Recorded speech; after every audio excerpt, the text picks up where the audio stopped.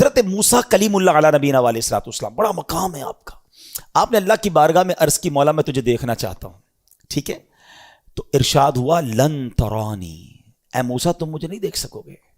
کلیم اللہ ہے. جب کسی سے بہت پیار ہونا اور اس سے بات بھی ہوتی ہو، دیکھا نہ ہو تو اور دل میں تڑپ بڑھ جاتی ہے، دیکھا نہیں ہے بات تو ہو رہی ہے، اللہ جلوہ بھی دکھا دے، میں تیرا دیدار کرنا چاہتا ہوں. ارشاد ہوا لن ترانی، اے موسیٰ تم مجھے نہیں دیکھ سکو گے. پھر عرض کیا تو اب ایک پہاڑ پر تجلی نازل ہوئی، حضرت موسیٰ تاب نہ لائے اور بے ہوش ہو گئے.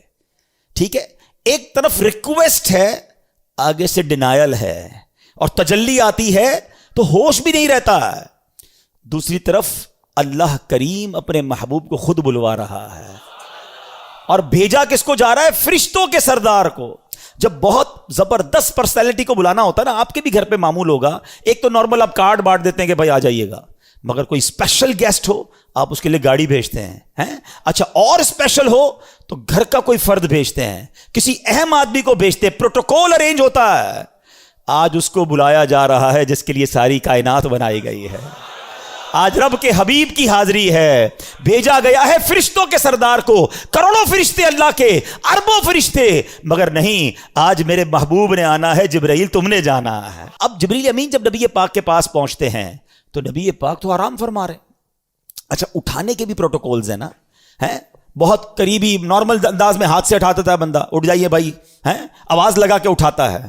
مگر جب کسی بہت معزز شخصیت کو اٹھانا ہو، فرشتوں کے سردار نے جب نبیوں کے سردار کو اٹھانا تھا، بیدار کرنا تھا، تو اپنے کافوری ہونٹ جو ہیں وہ نبی پاک کے تلووں پر رکھ دیے، یعنی قدموں کا بوسہ دیا، اور عرض کی کہ حضور رب کی طرف سے بلاوا آیا ہے، آپ کو رب بلا رہا ہے. اللہ اکبر. اب دوبارہ آئیے کمپیریزن کی طرف. حضرت موسیٰ ریکویسٹ کر رہے ہیں، ادھر منع کر دیا گیا، ادھر جبریل کو بھیجا جا رہا ہے، ادھر وہ بے ہوش ہو جاتے ہیں، ادھر آقا جلووں میں گم ہو جاتے ہیں. کئی بار نعت میں یہ شعر سنا ہوگا، اب صلاۃ والسلام میں یہ شعر سنا ہوگا. اب اس سینیریو کو، اس سارے منظر کو ذہن میں رکھ کے سنیں تو ایمان تازہ ہو جائے گا. کیا خوبصورت بات شاعر لکھتے ہیں، کہتے ہیں قصہ طور و معراج سمجھے کوئی.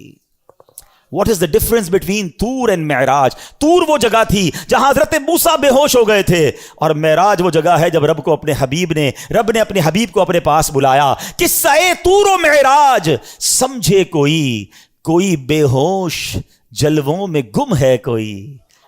آگے فرمایا کہ ڈفرنس کیا ہے، فرق مطلوب و طالب کا دیکھے کوئی. آگے فرمایا کس کو دیکھا یہ موسیٰ سے پوچھے کوئی. کس کو دیکھا یہ موسیٰ سے پوچھے کوئی، آنکھ والوں کی ہمت پہ لاکھوں سلام.